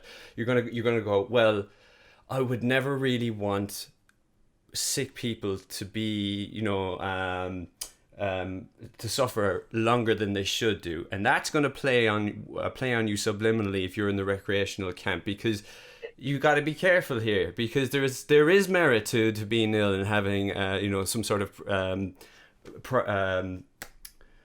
prioritization, or in terms of mentality. Do you know what I mean? Yeah. So we need to be sensitive to that, but not be boxed off by it and feel invalid and going to go, well, you know, I should just shut my mouth and stay over here in this box. No, help. Get across, start talking, fucking open up these conversations, and we will bridge that gap. We'll get that separation done. I think part of it is by the very nature of the argument. So because of the way they painted the whole medical argument was very white class, very white and middle class, sorry. Yeah. Do you know what I mean? Yeah. It didn't represent, you consider Tyler, the events that we've been to in the spectrum of a community we see, it didn't represent a great deal of them. There are people like that now being able to exploit the prescription system. But as I wrote an article for Tyler for a few years ago discussing this, that if we truly want to put patients first, recreational gives them that. Because at the minute, it's been legal medical for 2 fucking years. Less than 100 people have prescriptions. Where if we'd have gone recreational fucking 2 years ago, every single human that's over 18 in this country, would be able to then go and buy it and try it for their condition. They wouldn't then have to wait for, well, we've done this research and we're going to give you this one cannabinoid based on the research we did on 100 people, and it's not going to fit you. Do you know what I'm saying? Because cannabis is so goddamn complex. Everybody needs access to all of it to fucking titrate what works for them, find it. Then as we get more stronger research around things like THCP, CBDHQ and stuff like that, those kind of compound cannabinoids that are so much goddamn stronger, they will always have to be in the pharmaceutical market. They should always exist as there's cannabis-based products or there's cannabis pharmaceuticalized drugs. I agree that needs to exist, and there has to be a sort of equal ground between it. But I still believe that the first intervention that anyone should be having is raw cannabis. Yeah. Because it's the widest spectrum. It gives you access to all the other cannabinoids, usually quite a burst profile of terpenes. And then as you go through your own journey, which in and of itself is healing because it's self-empowering. You're not going to a doctor and they're going, oh, I got this will do you. And then you try it and it doesn't work. Or you get like Epidiolex and it works for like 3 months and then it's not working. Yeah. Just before we move away from it too much, the bridge that I think you're talking about, Maka, between recreational and medical is preventative. So it's the point that cannabis is medical for all of us, whether we like it or not. It's helping our body. So if we as recreational consumers can make that our focus, how cannabis helps me as a recreational person, like it's stopping me from this in later life, it's preventing from this. I think that bridges our consumption with the medical consumption and makes people that are medical first think, hang on a minute, actually there's some validity to that and maybe I should be taking cannabinoids for this as well. Vice versa as well, though. The medical community needs to come out and recognize that they're getting stoned. You may be using your medicine, not weed, but you are. That's how it works. So even me, I can smoke like a half-ounce fucking spliff. I'm still going to be gaining the benefit from it as if I'd have taken it in an oil. Do you know what I mean? We need to remove from the moralizing. So part of the argument why I argue so against this is alcohol has medicinal use. If you want to look at it this way, it reduces stress. Even though it creates inflammation on the body, it psychologically can help some people when they go and have a nice glass of wine and chill out. Yeah. Do you know what I mean? And then there are other things that we don't medicinalize. We don't put into that argument. You just enjoy. It's a thing. And I think that the ultimate way to win the war on drugs is to desensationalize these substances, because ultimately we either need to start talking about sugar in the same way we do about heroin, or we need to stop talking about heroin the way we do about heroin. Because it's far more lethal, it's far more dangerous, far more detrimental and destructive to society and to the individual. Yet one is always painted as the evil guy, the sneaky guy that's going to rob somebody or burgle a house or do something dodgy. Every film you ever see, do you know what I mean? Yet we don't have the same depictions for destruction of that are affected on society by people's alcohol consumption or their food consumption. But they're there. The difference is the moralizing. If we can get post this moralizing and this argument of, oh, you're a bad person because of what you did, and base it on education, I think we will advance so far, so fast. Stuff. Well said. What are we looking at? Isn't it right? This is a question that leads on to the article that I wanted to discuss with you as well. Do you believe that the UK cannabis scene is inclusive for all genders, races, creeds, ideologies? I don't think it's inclusive enough, personally. And being a person of color, I see when I go to these events, actually, like there's some diversity, but I don't think that as many people of color that smoke cannabis are there as should be. So I don't think it's as inclusive as it could be. I don't think it's just the cannabis scene or cannabis industry. I think that we live in a systemically racist society that does this in a lot of different areas, So the way I've seen it expressed in the cannabis industry, to give you an example, was that in the We the Undersigned group, somebody asked for the opinions of Black people about a subject. So it's a Black person saying, I need to know this about Black people, right? That's a completely valid question, but because of a lack of understanding, it led to a little bit of controversy within the group where people's comments were all like, but what about white people? But I don't see color. And whilst I'm not saying that these people are racist, I'm saying that kind of language enables racism and enables the systemic racism to continue. So yeah, I don't think it's as inclusive as it could be. But saying that, everyone in this industry that I have met as a person of color has been wonderful, has been fantastic. I've never felt like my skin color has held anything back from me being a part of this community. You know, everyone's been really loving. So it's more just the way that society is set up, I think, rather than the people themselves, who are generally good people. Yeah, you talk about representation there. So leading on to sort of, or we kind of half leading on, we're going to momentarily discuss an article that was released today about the stop and search figures, and that you're now 9 times more likely to be stop and searched if you are black in the UK. With that in mind, do you think the reason you're not seeing a lot of people of diverse ethnicities and backgrounds is because they're aware that they're targeted more? So if police turn up, like I've seen it in London, because again, very white, as you can see by how bright this light is currently in my face. When I used to come see yourself and go on the train, I'd walk out of King's Cross, spark a joint, do a loop, and be back in. One of the times I walked out there, watched a copper walk past me. I cupped the spliff into my hand and literally just did the nicey nice boy act, like la la la la la. Walked straight past me and harassed 2 black guys who were walking the other direction. That literally they weren't wearing like Stone Island or any shit like that. They were in no way obvious cannabis consumers in terms of they weren't wearing any branding or anything like that. They were just 2 random dudes, but they smelt weed and they scanned and they saw the first fucking 2 black people and walked straight fucking past us. Sadly, I do think that it stops people from being more involved. I mean, I always think back to, I was on my way to Barcelona and I met a really cool guy. I can't remember his name, but he was like Caribbean, right? And he was so into his weed, and I was chatting with him for hours. I got on so well with him because we were geeking out on strains, and I was like, this guy knows his stuff. And I was like, mate, you need to start a channel. Like you should really do it. And he just looked at me and he was like, I can't do that, bruv. Do you know what I mean? And it was to him, it was so obvious that he couldn't do something like that. And that really hurt me because, not hurt me like he'd hurt me, but hurt me that he felt that way, like it was restricted from him because of what you're saying, because like he would be looked at as a cannabis smoker, even if he wasn't smoking cannabis. So he doesn't want that heat. Whereas somebody who is lighter skinned, white or slightly brown like myself, mixed race, but not racialized as black, can get away with a hell of a lot more when it comes to drugs. And we see this, I read an article about psychedelia. We see this in the psychedelics movement as well. Like it's quite a white movement.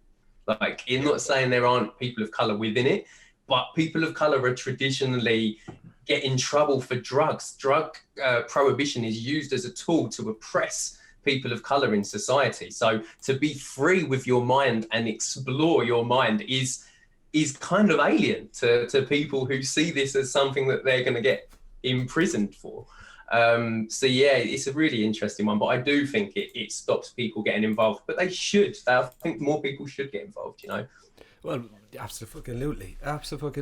To any sort of degree. I mean, I guess would it come down to sort of a semi-reluctance to, like, because you are painting a fucking target on your back, like, you know, that kind of way. And, you know, if you're sort of like me, of the mentality that, you know, an awful lot of systems are broken and we are being attacked from every fucking angle, then it can come down to a sort of deciding to not deal with that because you don't really have that. It's sort of I don't know how to say it. It's sort of a reprieve. Lowest hanging fruit, basically. Yeah, exactly. You don't want to be swept up in it. Exactly my point. Good man.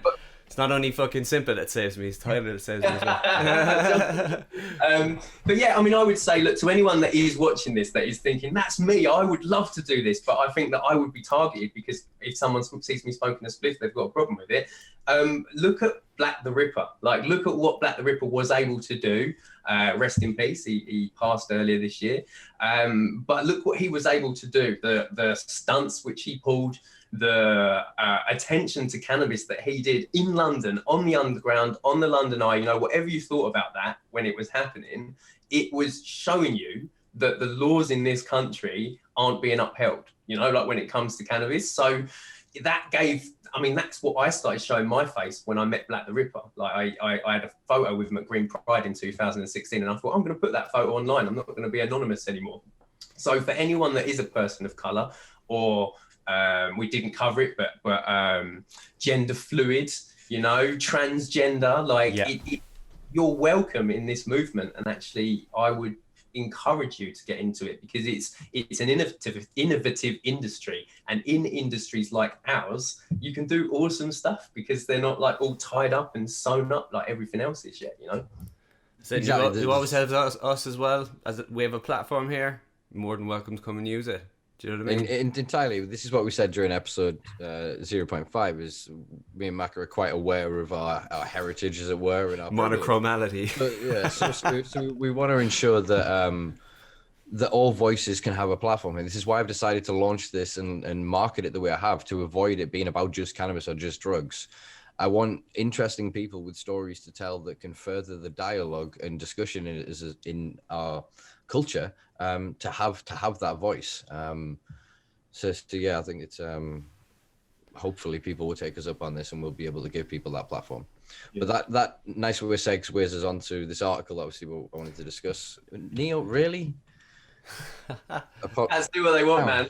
He's in charge. He's our supervisor. We should be thankful to him for letting it. I'm glad. I'm lucky I've got away with it this far, to be fair. So yeah, this leads us on beautifully to this article. I think it was it Guardian Independent today? Can't remember which this morning. But it was sort of asking, or rather it was showing the stop and search in the UK has gone up 53% this year alone. It's now increased the likelihood, as we said before, that if you're a black person in the UK, that you are 9 times more likely to be stopped and searched. Obviously, there's been some very high-profile cases this year, one of which was he a cyclist? Yep. Then it was taken to the police tribunal, and they then made the decision and recommendation that the smell of cannabis should no longer be used. It doesn't seem that has been taken into consideration. So with that in mind, I suppose it's the classic argument, really: is prohibition racist? Yes, prohibition is racist. I don't even have to think about that. Yes, because it's used in a racist way. It's a broken system that, it's a tool of oppression, as I said a minute ago. So they're not going and arresting middle class cocaine users. Like the politicians themselves, or the sons and daughters of them, who are taking drugs with impunity, right? Even their dealers probably don't get in trouble. Do you know what I mean? Like they're out of it. What they're doing with prohibition is looking at areas, and they're policing areas, and they're policing people and communities that they believe are incorrectly believe are responsible for the problem, right? And this is being compounded year after year.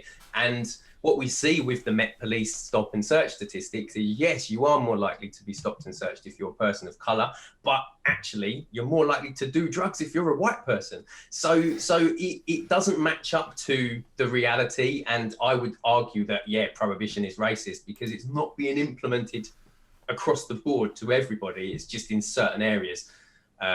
We'll get you might have a young black guy in London that I've heard several stories that have been stopped and searched 40 times in a couple of year period.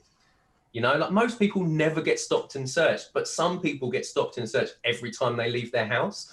And it's those people that have an issue with policing and the system and prohibition being used as a tool to oppress them. So yeah, it's racist. Definitely. Yeah, you had an interesting thought there while you were talking, actually. If some people that, will be targeted over and over again, I wonder how much of that is because of the betrayal of them in the media. So if you have somebody that is emulating somebody that, say, this police officer has watched New Jack City or something, so they see somebody in a puffer jacket and they're like, or they then, you know what I mean? So they ascribe their own personal prejudices, and the institution they represent encourages them to use their own profiling tactics to basically be like that person. And bang on. I mean, that is exactly what it is. It's the stereotype. Is fear of black people based on bad articles, scare stories, old wives' tales going round about like stereotypes, both positive and negative, mainly negative, but there's positive ones about hypersexualization in there as well. And that guides people's beliefs, so that when young police officers are going through in the police academy, they might get taught to apply diversity fairly, but then they've got their own prejudices built in their brain that society's not tackling. So this is why we see these racist policies continuing. And you're right, it's unfortunately the image of black people in the media, of black lives being worth less than white lives, you know, which is where Black Lives Matter comes from, gives people this false belief, which then manifests in shooting black people, police shooting black people in the States, you know. But also the UK, it happens in the UK. There's deaths in police custody in the UK as well, overwhelmingly black and similar situations, you know. So it's not a US only thing. Just to add a point to that, death in police custody, as far as I'm aware, there has not been a single prosecution as well. 1968, I think there's one guy. Oh, thanks. He's got some tea. Thanks, mate. There's one guy the police got convicted in 1968. I can't remember his name, but he was. Do you know Macca? Do you know his name? No, I was agreeing with you and remembering, and then I came to the keyboard to see if I can find it. One guy that they did get in trouble for being responsible for his murder back in the 60s, and then since then no other police officers been charged with a death in custody. I think. Is it Christopher Alder? No, I think he's newer Christopher Alder. That's oh no, that's 1998. You're dead right. Yeah, I mean it's really sad. We don't want to go into too much detail. Yeah. It's got a bit sidetracked. Situation for a lot of people, and prohibition, unfortunately, is a tool in the arsenal of oppression. So remove that, and hopefully, there's less for the police to have a problem with for these communities. You know. Well, it also means that they then have to follow, because the laws of prohibition are based on ideology. They feel allowed to use their own ideology to enforce. Do you know what I mean? So they'll make up their own reasons about why the drugs are bad and the drug users are bad, and they can reinforce it as much as they want in their own locker room, as it were. Do you know what I mean? And they can have all these stories. We could be killed tomorrow, and in the newspaper they'll be like, he was a drug user, and to a lot of people that read that, they're like, oh, I don't care. And like, their emotional burden is removed because we smoke weed. So why? Yeah. Yeah, exactly. Our actions seem to cheapen the value of our lives, it would seem to them. Well, it's effort. It's because, as I was saying earlier, you're constantly barraged with the fucking obligations of everyday life, that those little shortcuts are welcomed. You kind of go, oh shit, yeah, I don't care anymore. Do you know that kind of way? I used to do that with fucking BBC and the American news section. It would just be literally, I'd go on and want to see what was happening in the UK or whatever. And 12 stories, literally, there's one over here that's the UK and the rest are the US. It's like, I used to go, well, I don't really give a shit about any of that. And I was catching myself going, hang on a second, maybe you should pay attention to some of this stuff, like, do you know what I mean? But I found myself making that sort of microtransaction or dealing with myself in that way. So it's tough, man. And that applies to the cops too, like, do you know, that kind of way? So if it's easier to actually have these not proven, but these effective stereotypes about, you know, any sort of person. You would agree with whenever you talk about them in the media as well. Yeah. But yeah, it's just it's an easier thing. It's like, right, I know the process that I need to do. Here, I'm following my job to the letter, down to the letter, so I'm just going to apply it, and I'm not going to think about how we haven't progressed as a society in that regard. I don't know, it's interesting. But the whole point of due diligence, the whole point of the system of policing when it was founded by Sir Robert Peel was to protect us from the army, was to protect us from arbitrary rule and detention, was to ensure that any law that was then done had a reasonable basis for it being committed. Once you then remove that necessity, the cops don't need to know why you've broken the law or what the problem is there. So they're not going to actually try and help you in any which way. They go, okay, you broke rule D, F, G, and blah, blah. And they just book you through it. And they get so numb to it. Like the gun firing squads and that. Some of them will drop out, as you see with a lot of cops burning out. And some of them become so desensitized that they forget that they're seeing you come through, that you're a whole person who has thoughts and feelings and families and hopes and aspirations. All they're seeing is, you're a drug user, I need a statistic, get the fuck in this cage. Do you know what I mean? And I think that actually this whole Seed Our Future document and this drawing attention to who is actually responsible for this, when you take into consideration the Nuremberg protocols, these cops are going to very quickly change that or become very liable for this. You know what I mean? Yeah. So I think that, again, as we've said, ending the war on drugs, it goes a huge way towards starting to repair the damage done by the racist institutions, or at least the racist inclinations of certain institutions. Yeah, it won't fix systemic racism. No. But but exactly, it gives us an opportunity to grow and better ourselves. Yeah. Right, I think we're wrapping up pretty well here. I suppose the last question I want to ask you is a bit of a light-hearted one. We've done some quite heavy topics already, but the last question is basically 2020 has been so far a pretty goddamn shit year. So can you tell me anything personally, professionally that sort of has happened to you that you can inspire the listeners to, so that they know that there is good in the world? Well, I think I'm just going to go with a personal one, Simpa, because I went down to the south coast of England and had a lovely, relaxing break with my fiance and my dog. And while I was down there, I found a beach that was quite tidal. And I basically started my own little personal fossil collection. So I'm just bending down because they're everywhere. Try and show you what I found. This isn't one that I found. I bought this. This is how good fossils can be. You can get them sort of polished up like that, which is really nice. But I started to find loads of like bits of what I only can assume are fossils, and I can't find any good ones to show you now, including this awesome like arrowhead or spearhead. Whoa. It's like a shard. You do a bit of damage with that. I know, man. I think it's for like cutting animal skins or something. You know? That's a good show. Oh yeah, you see the curvature. You can see the curvature on the edge. Yeah. You definitely see that it's been worked into an edge, and I found two of them just lying on the beach. I found another one here, and I was like, yeah. I'm an explorer. Just now. That's excellent. That's awesome. Yeah, that's lovely, man. That's lush, man. That's proper. Coast of England, baby. Yeah, that was a personal, because it's been locked down, isn't it? I haven't done a lot this year. There's not been any events going on, apart from a few secret hush dinners with a few people. So not so hush now that you've mentioned it. Oh, hey. Well, I have written about it on the channel, so I think they probably. No, but I think there's an awful lot of like more of appreciation of your locality and nature that's around your locality. I know that we've been doing that here, so we've been like trying to research places that are within a reasonable distance that I don't have to go to anywhere public to use the toilet or anything like that. Because what? Sorry, you really so there was the end of his toilet. For the listeners at home, you see my internet connection went a bit dodged, so they'll see you go, what the fuck, but they'll actually hear everything that I've just said. But yeah, they're gonna hear it. Yeah, they're gonna hear it. But so great. No, I do it because like the idea of having to go and use a public restroom isn't something that I want to play with. It's not just hygiene; it's just hassle. I would get in an emergency system, no complaints. I'd be in there, not a bother. But if I don't have to, I won't.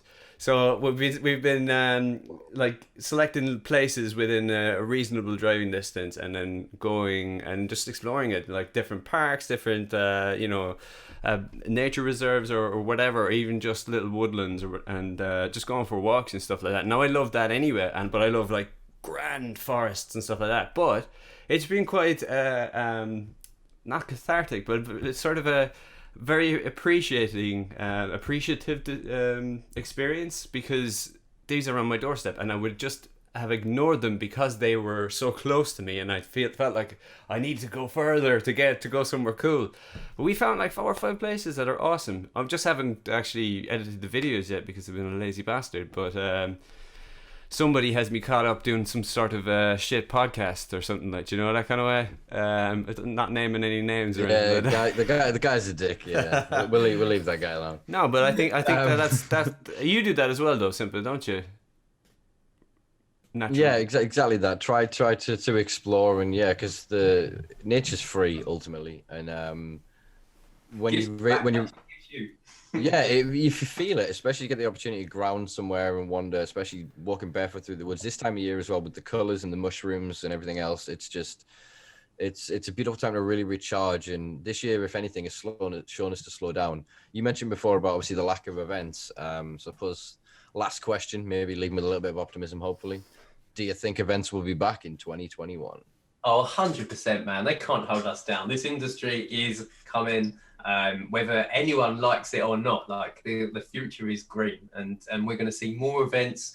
We're going to see different types of events. I've been to some awesome like cannabis fine dining events where they like make all these intricate cuisines infused with cannabinoids.